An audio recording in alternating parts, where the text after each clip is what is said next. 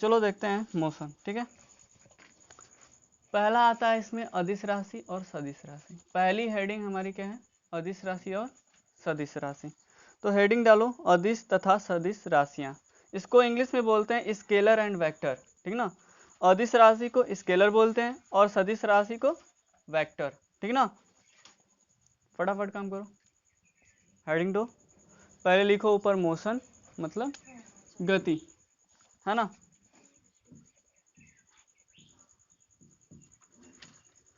Motion मतलब गति, ये चैप्टर फिजिक्स का है। ठीक है, गति हो गया, लिख लिए सब लोग।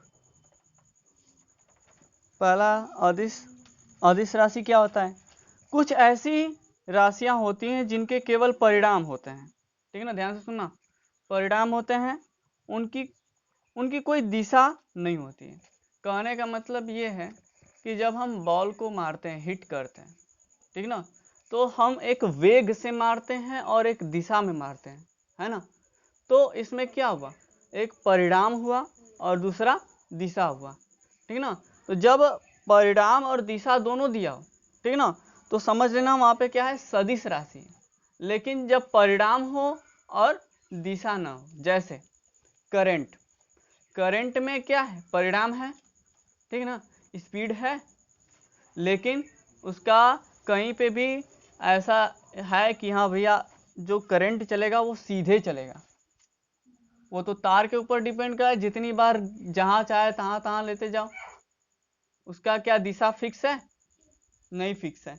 तो इस जगह पे क्या होगा, ये अदिश राशि कहलाएगा। ठीक ना, लेकिन सदिश राशि क्या होता है तो सदिश राशि कुछ राशियां ऐसी होती है जिनके परिणाम के साथ साथ दिशा भी हो। ठीक ना, मतलब अगर हम किसी को थप्पड़ मारते हैं, थप्पड़, तो हम परिणाम तो दिखाते हैं लेकिन साथ में दिशा भी देते हैं, क्योंकि उसके बाद थप्पड़ लगने के बाद उनका डायरेक्शन किधर जाता है,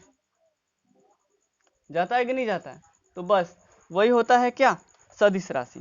ठीक ना, द्रव्यमान मतलब होता है लिक्विड फॉर्म। ठीक ना, वो किधर भी ऐसे ऐसे किधर भी करोगे उधर घूम जाएगा, उसके पास दिशा नहीं होता है। ठीक है, दूरी के पास परिणाम होता है, दिशा नहीं होता है ना। वो चारों तरफ है, ऊपर नीचे दाएं बाएं हर जगह है, तो हम ये फिक्स नहीं कर सकते कि दिशा इसके पास है, ये कोई फिक्स दिशा है। ठीक है, ठीक, दूरी हो गया समय हो गया, कॉमा करके लिखते चलो, समय। टाइम के पास भी क्या है, सिर्फ क्या है, परिणाम है, उसके पास क्या नहीं है, दिशा नहीं है। चाल मतलब स्पीड, जिधर छोड़ दोगे उधर निकल जाएगा, है ना। तो उसके पास भी क्या हुआ, अब रॉकेट ले लो, अब रॉकेट को जिधर निशाना लगा के मारोगे उधर न जाएगा, तो उसके पास दिशा है, नहीं है, क्योंकि स्पीड को पता ही नहीं होता है कि हमको किधर जाना है ना, क्योंकि स्पीड को पता ही नहीं है कि हमको किधर जाना है, बस जिस दिशा में छोड़ दोगे उसी दिशा में चलता चला जाएगा, है ना। आयतन, किसी भी वस्तु या पूरे ब्रह्मांड का, ब्रह्मांड ले लेते हैं, पूरा ब्रह्मांड में आयतन की कमी है, पूरा ब्रह्मांड आयतन है कि नहीं, वो एक प्रकार का आयतन ही है ना, जिसमें बहुत सारे जो है कि क्या है, सूरज हैं और क्या है, प्लैनेट्स हैं, अलग अलग प्लैनेट्स हैं, बहुत सारी चीजें हैं। पूरी पृथ्वी, अगर मैं पूरी पृथ्वी की बात करूं तो भी एक प्रकार का गोल सा आयतन के रूप में है कि नहीं है, भले ही सर्कुलर, लेकिन उसके पास आयतन है, लेकिन क्या उसके पास दिशा है, तो बस वही। दाब, प्रेशर, है ना, अब दाब लगाओगे तो कहीं पे भी लग सकता है, दाब ऐसे भी लगता है, दाब ऐसे भी लगता है कि नहीं लगता है, और दाब ऐसे भी लगता है, तो इसके पास भी दिशा नहीं है। और बात कर लेते हैं कार्य की, कार्य, ऊर्जा, शक्ति, ताप, इन सबों के पास परिणाम है, लेकिन क्या नहीं है, दिशा नहीं है। ठीक है, जैसा एक गोला है, उसका वजन जो है 50 ग्राम है। ठीक है ना, एक गोला है जिसका वजन है क्या, 50 ग्राम। ध्यान से सुनो, तो जब इस गोले की बात किया हूं तो क्या इसमें कहीं पे भी दिशा का नाम लिया, क्या इसमें कहीं पे भी दिशा दिख रहा है? मतलब इसमें डायरेक्शन बिल्कुल भी नहीं है। ठीक है, मतलब जिस भी चीज की बात कर लें, जैसे कि हमारे पास, हमारे घर से स्कूल की दूरी कितनी है, 100 मीटर, 1 किलोमीटर, 2 किलोमीटर, यही ना, इसमें दिशा की बात की गई। और सिर्फ अगर दिशा की बात किया जाए तो फिर क्या हम उसके डिस्टेंस के बारे में बात कर सकते हैं, परिणाम के बारे में बात कर सकते हैं? नहीं कर सकते हैं। तो ये इसीलिए क्या है, ये सब अदिश राशि है। ठीक, अब बात कर लेते हैं सदिश राशि की। तो सदिश राशि के लिए मैं कुछ बताया हूं, फिर से एक बार बता देता हूं कि जो सदिश राशि होती है उसके पास परिणाम के साथ साथ क्या होता है, डायरेक्शन होता है, उसके पास एक दिशा होता है। ठीक है ना, कुछ राशियां ऐसी होती हैं जिनके पास परिणाम के साथ साथ दिशा भी होता है। एग्जाम्पल लिखो, वेग। अब वेग को सुनो, देखो जैसे कोई रॉकेट होता है ना, रॉकेट के अंदर स्पीड दे दिया जाता है। अब स्पीड को तो पता नहीं है कि हमको जाना किधर है या इसको किधर लेके जाना है, बात को समझ लो। कोई रॉकेट है, उसके पास बहुत तेज स्पीड है, क्योंकि रॉकेट क्या है, बहुत फास्ट जाता है, तो उसके पास क्या है, एक स्पीड है, लेकिन उस स्पीड को पता नहीं कि इसको हमको ले जाना कहाँ है, तो उसके लिए इस्तेमाल किया जाता है वेग। ठीक, अब स्पीड तो पहले ही, अब वेग का मतलब कि स्पीड के साथ साथ दिशा भी होना चाहिए। वेग का कहने का मतलब यही ना हुआ कि स्पीड भी होनी चाहिए और दिशा भी होनी चाहिए। जब दोनों मिल जाते हैं तो उसी को क्या कहते हैं, वेग। तो जो रॉकेट होता है वेग के सिद्धांत पे काम करता है, मतलब कि वो एक फिक्स डायरेक्शन में जाएगा, जिधर तुम लगा दोगे उधर ही जाएगा, उससे वो अपने मार्ग से कभी भटकेगा नहीं। समझ रहे हो बात को, वो अपने मार्ग से कभी नहीं बढ़ा। स्पीड का क्या काम होगा, उसको ढकेलना, और वेग जो है उसमें जो प्रोपेलर्स लगे होते हैं, उसमें तुम देखे होगे इस प्रकार के लगे होते हैं, जैसे कोई रॉकेट है,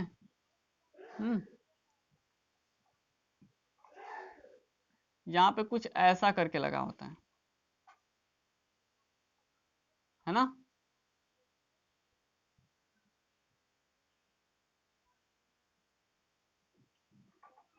ऐसा करके लगा होता है। तो ये जो चीज है, ये क्या करता है, इसको फिक्स डायरेक्शन देता है, और जब ये ऊपर की तरफ जाता है तो ये एक वेग में जाता है, एक फिक्स दिशा में जाता है। अब आप जिधर भी उसे मार दो, जिधर दाग दोगे उधर निकल लेगा, है ना। तो यही चीज होता है जो इसको वेग का रूप देता है।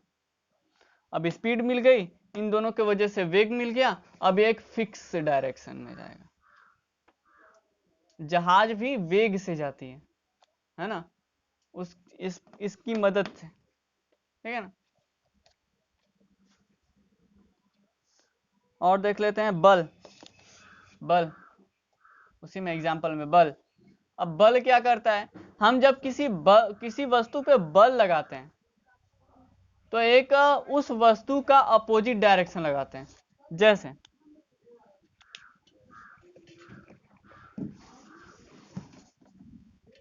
एकदम अपोजिट डायरेक्शन, जैसे ये एक वस्तु रखा हुआ है ना, ये एक वस्तु रखा हुआ है, अब हमको क्या करना है, इसको ढकेलना है, तो हमेशा बल इसकी तरफ लगाएंगे तो ये हमारे तरफ भी कुछ बल लगाएगा, है ना। कुछ बल, ज्यादा नहीं लगा पाएगा, कुछ ही लगाएगा। ठीक है, अब हम इसको हमेशा इसकी ओर ढकेलेंगे, तो ये एक दिशा मिलती है कि नहीं मिलती है। या फिर इस पे हम बल लगाएं, इस पे ऐसे करके मारे खींच के, तो ये एक दिशा होगा ना, कि हाँ भाई हमको यहाँ मारना, ऐसे मार दें। तो ये जब ऐसे मारे तो ये हमेशा उधर भागेगा या फिर मेरा हाथ इधर आएगा। तो ये हमें प्रूफ कराता है कि इसमें क्या है, दिशा है। अगर प्रेशर की बात करें तो प्रेशर क्या कभी ऐसा होता है कि तुम्हारा हाथ इधर झटकता हो? वो वहीं पे स्थिर रहता है, तुम बल लगाते रहोगे वहीं पे स्थिर रह जाएगा। ऐसा सिस्टम होगा, यहां से तुम बल लगाओगे ये तुमको ढकेलेगा, ये तुमको ढकेलेगा। अब मैं इसको खींच के एक लात मार दो, तब ये आगे नहीं गया तो तुम्हारा पैर पीछे जरूर जाएगा। समझ रहे हो बात को? बस वही चीज है।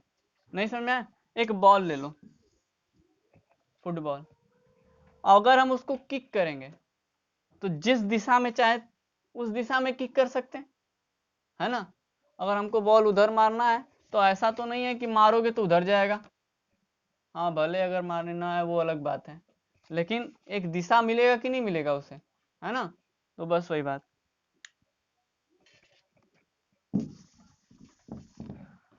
अब बात करते हैं सरल रेखीय गति, ठीक है ना, motion in a straight line, है ना? हेडिंग दो।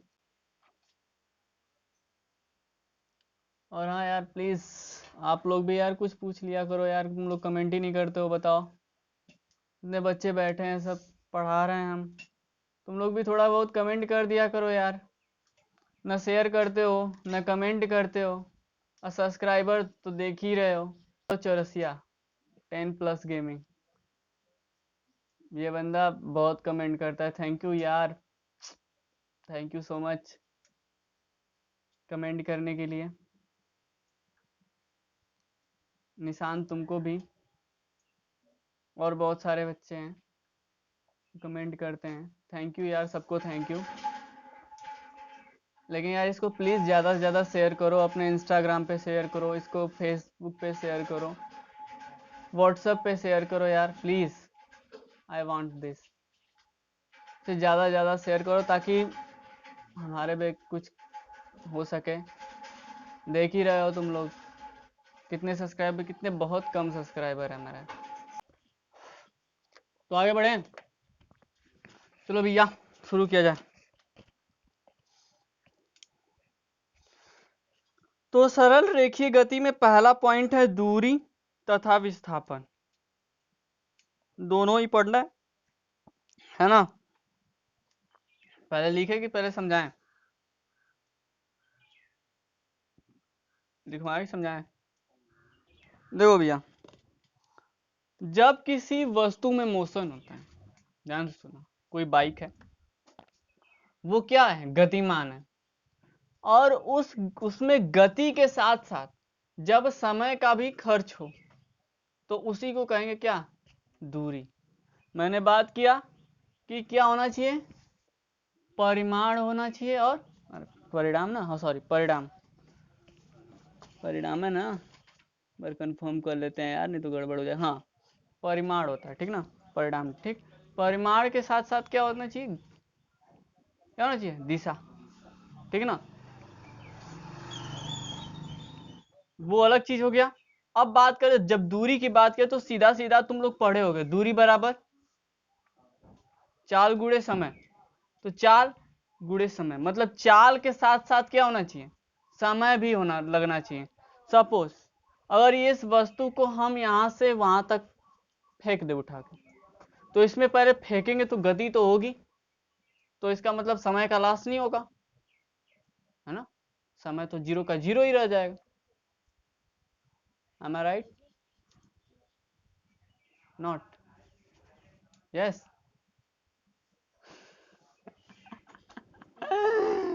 चलो मैं बता देता हूँ, जब यहाँ से वहां तक फेंकेंगे तो कुछ सेकंड का समय लगेगा, तो समय लगना ही और गति होना ही बताता है दूरी को, कि हाँ भाई ये वस्तु यहाँ से इतनी दूरी पे गई, ठीक ना।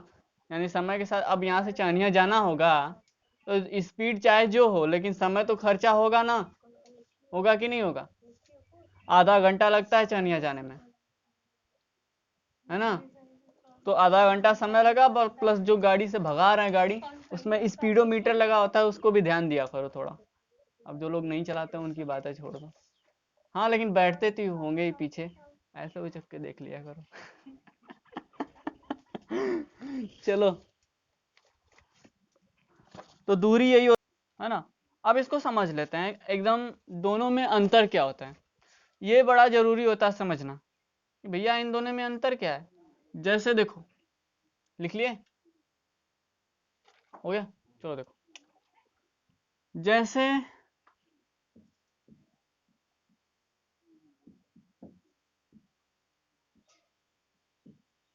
है ना, इसको समझते हुए यहाँ बनाया, जहां पे क्या है, हम हैं या तुम लोग में से कोई एक, ठीक है। अब यहां से चले ईस्ट की तरफ, फिर ईस्ट से क्या हो गया, नॉर्थ की तरफ चल गए, ठीक है ना। फिर नॉर्थ के और फिर ईस्ट में चले गए और फिर ऊपर हो गए, और फिर ऊपर होके फिर इधर आ गए। अब ये आपने इतना दूरी तय किया, कैसे? क्योंकि जब यहां से यहां तक आप पहुंचे तो आपके पास कुछ समय लगा, प्लस ऐसे ऐसे ऐसे घूमते हुए भी गए, और क्या आपने एक रास्ता को चुनते हुए गए, है ना। ये तो दूरी कहलाई। अब क्या हुआ, विस्थापन। अब तुम जहां पे हो और तुम जहां से चले थे उसके बीच की दूरी को ही क्या बोलते हैं, विस्थापन बोलते हैं। मतलब अगर तुम यहाँ पे हो और तुम यहाँ से चले थे, अगर तुम ऐसे ऐसे गए तो ये तुम्हारी दूरी कहलाएगी। लेकिन पूछा जाए कि तुम जहाँ पे हो वहां से, जहाँ से चले हो वहां तक की दूरी कितनी है, तो यहाँ से डायरेक्ट,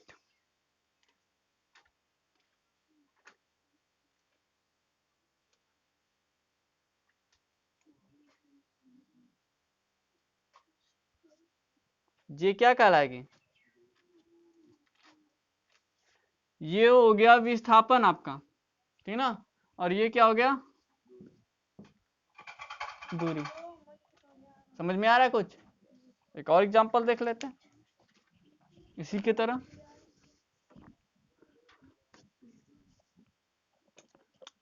जैसे सपोज हम यहाँ से चले इधर, फिर इधर से ऊपर, ऊपर से इधर, इधर से फिर ऊपर, फिर इधर, यहीं पे आके रुक गए।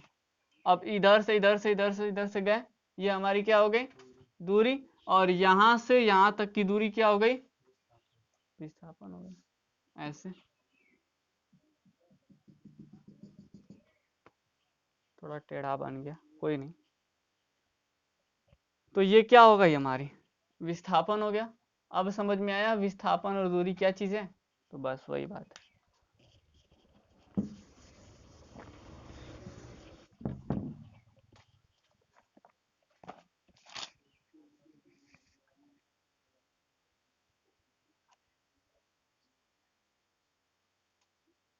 चलो तो एक उदाहरण देख लेते हैं,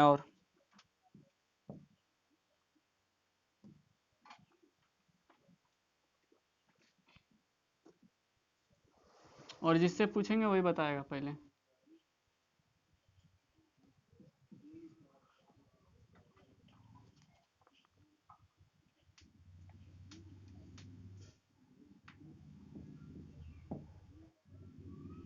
इसको कैसे,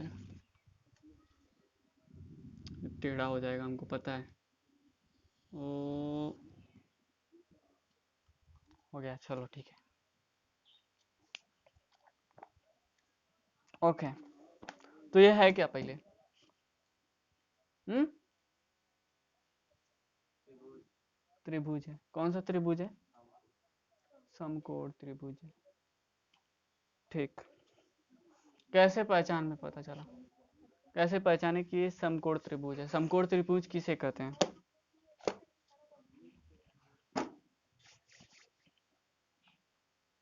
have you any stick, anyone, stick है। समकोण त्रिभुज किसे कहते हैं, अब तो होगा पिटाई होगी। लेकर आओ भाई, स्टिक लेकर आओ जल्दी। किसे कहते हैं समकोण त्रिभुज, देखो शर्म भी नहीं आ रही है। अरे कुछ तो शर्म करो। कर रहे हो भाई, वाह।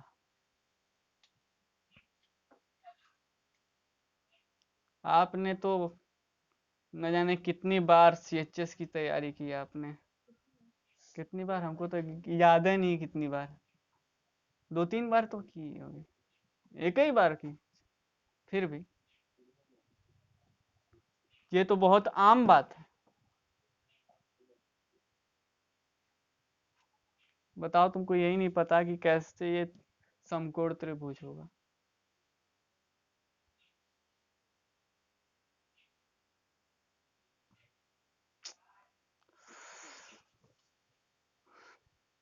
जिस त्रिभुज का एक एंगल 90 डिग्री का हो, उसी को क्या बोलते हैं? समकोण त्रिभुज। What is right angle triangle? अभी भी नहीं आता, छोड़ो, जाने दो। वो उससे पूछेंगे तो बता देंगे। प्रतिमा, बताओ, what is right angle triangle? भाई वाह, नाक कटाना इसे कहते हैं, पूरा बेइज्जती मिला के। तो देखो, ध्यान से सुनना। एक व्यक्ति, यहाँ एक व्यक्ति खड़ा है, कोई भी खड़ा होगा, हमसे क्या मतलब है, ठीक है ना, हम नाम नहीं बताएंगे। एक व्यक्ति है, वो ए बिंदु से बी बिंदु तक चलता है, यहां से यहां तक गया भैया, ठीक। फिर बी बिंदु से सी बिंदु तक गया, ठीक। अब तो व्यक्ति द्वारा चली गई दूरी, अब व्यक्ति द्वारा चली गई दूरी क्या होगी? A B plus B C. A से बी तक की दूरी धन बी से सी तक की दूरी क्या होगी? A B plus B C होगी। पढ़ाई हो रही है भाई, वाह। अच्छा अच्छा, परंतु इस व्यक्ति का विस्थापन क्या है? AC, क्योंकि यहाँ पे तो वो चला नहीं है। अब यहाँ प्रारंभिक प्रारंभ में जहाँ था वहाँ, और लास्ट में जहाँ पहुँचा वहाँ, और वहाँ से वहाँ तक की दूरी क्या हो गई? विस्थापन हो गई। तो विस्थापन निकालें कैसे?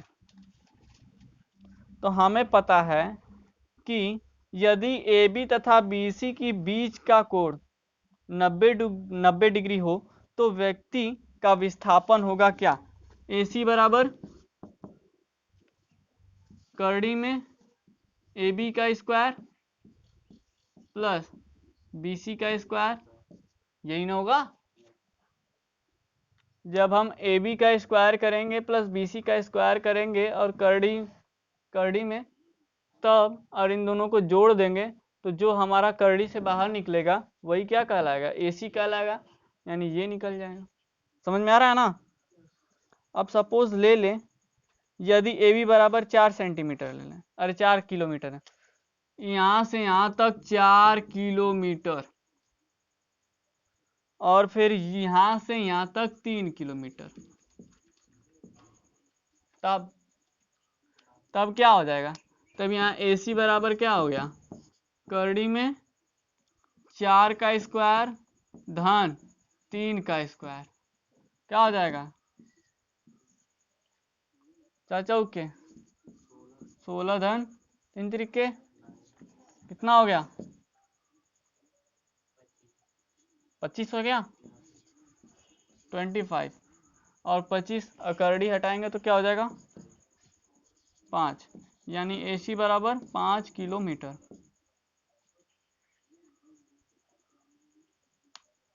आया समझ में? ये 5 किलोमीटर आया कि नहीं?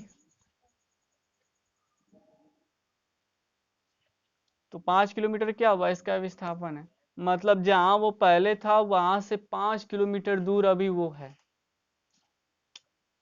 5 kilometre. Understand? You are better understand. Heading 2, दूरी तथा विस्थापन में अंतर, difference between distance and displacement. Oh my God, अंग्रेजी।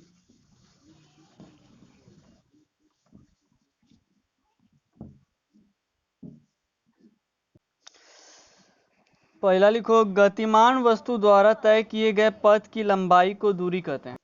मतलब पहले क्या किया है, पहला इसमें दे दिया है कि जो हम लोग परिभाषा था उसी को उठा के रख दिया है। अब विस्थापन में लिखो, गतिमान वस्तु की अंतिम तथा प्रारंभिक स्थितियों के बीच की न्यूनतम दूरी को विस्थापन कहते हैं। गतिमान वस्तु की अंतिम तथा प्रारंभिक स्थितियों के बीच की न्यूनतम दूरी को विस्थापन कहते हैं। हो गया ना? ये उधर ग्रीन टी शर्ट हो गया। दूसरा लिखो, दूरी अदिश राशि है। और अदिश राशि का मतलब क्या होता है? परिणाम होता है, दिशा। ठीक। विस्थापन में लिखो, यह सदिश विस्थापन सदिश राशि है। प्रीति, सदिश राशि मतलब, प्रीति सदिश राशि मतलब इसमें से 2 पॉइंट तो मैं समझा चुका हूं, अब तीसरा बाकी है। तीसरा इसमें जो दिया है इसको मैंने अभी तक नहीं बताया, ठीक है ना? तो इसको भी देख लो। वस्तु द्वारा तय की गई दूरी कभी शून्य नहीं होती। अब तुम यहां से वहां तक चलोगे तो क्या शून्य हो जाएगी? जीरो तो होगी नहीं। जब तक वहीं तक खड़े रहोगे तब बस शून्य रहेगी। जैसे ही आगे बढ़ोगे क्या हो जाएगा? जैसे ही तुम में गति आएगी और समय खर्च होगा, बस वहां पे क्या होगा? जीरो तो नहीं होगा। ठीक है, तो लिख लो, वस्तु द्वारा तय की गई दूरी कभी भी शून्य नहीं होती। लेकिन लेकिन लेकिन लेकिन कर रहे हो तो बताएं। यहाँ पे मैं हूं, मैं यहां से गया कहाँ? चहनिया, यानी ए से बी पॉइंट तक गया। ठीक, यहां से यहां तक गया, ठीक ना? और फिर यहीं से फिर मैं क्या आ गया? यहीं पे आ गया। सपोज ये दूरी हुई 5 किलोमीटर यहां से यहां तक, तो मैं 5 किलोमीटर गया और फिर 5 किलोमीटर दूर वापस आया, तो हमारी दूरी कितनी हुई? 10 किलोमीटर। लेकिन विस्थापन, क्योंकि हम अइजना से हुज्जा गए, हुज्जा से फिर वापस अइजना आके बैठ गए, तो इससे क्या हुआ हमारा? हम तो यही के ही रह गए विस्थापन के अनुसार, लेकिन दूरी के अनुसार हम यहाँ से वहां तक दूरी तय किए, लेकिन विस्थापन के अनुसार हम यहीं के यहीं रह गए। ठीक है ना? चलो भैया तब लिख लो, वस्तु द्वारा तय किया गया विस्थापन शून्य भी हो सकता है ना? ये नहीं है कि हमेशा शून्य हो, कभी कभी, ठीक ना, जब शून्य भी हो सकता है, नहीं भी हो सकता है। ठीक है, हेडिंग नंबर 2। हेडिंग नंबर 1 में मैंने बताया था दूरी तथा विस्थापन के बारे में, और ये हो गया खत्म।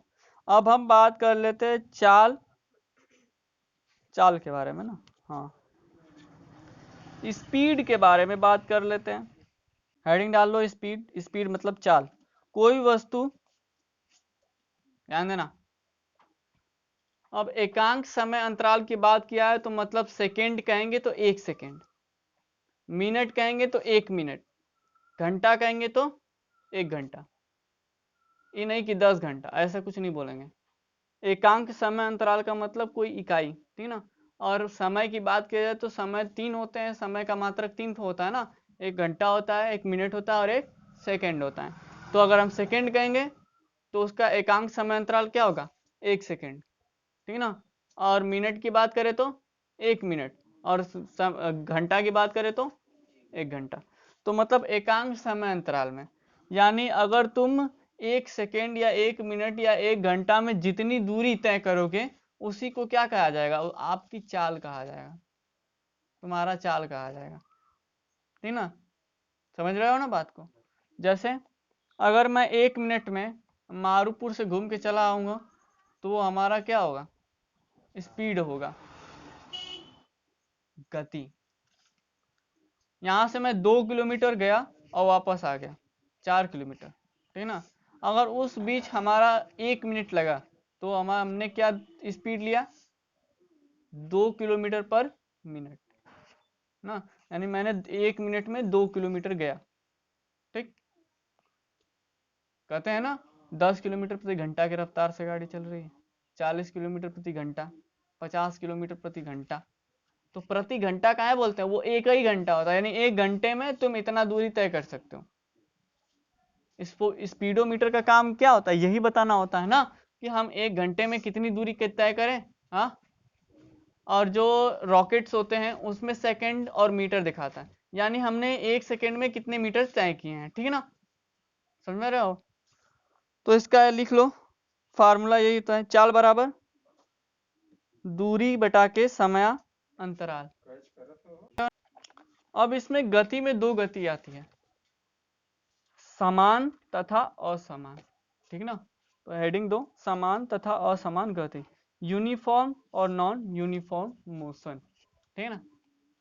यदि वस्तु बराबर, लिखो, यदि वस्तु बराबर समांतरालों में बराबर दूरियां तय कर रही हो तो उसकी गति क्या होगा, समान गति कहलाती है। जैसे अगर हम 1 मिनट में 1 किलोमीटर जाएं तो वो क्या कहलाएगा, समान दूरी कहलाएगा, यानी समान गति कहलाएगी, ठीक ना। समान गति यानी 1 किलोमीटर पर मीटर, ठीक, समझ रहे हो ना।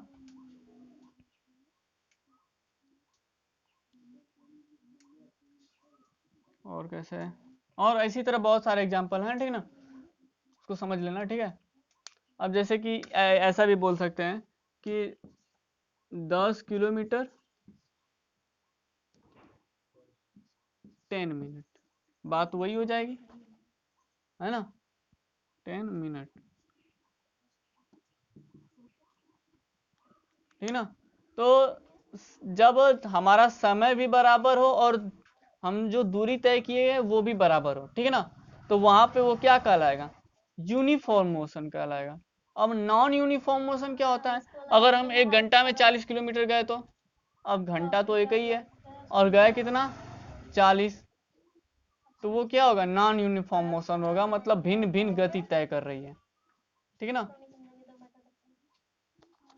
तो यही होता है नॉन और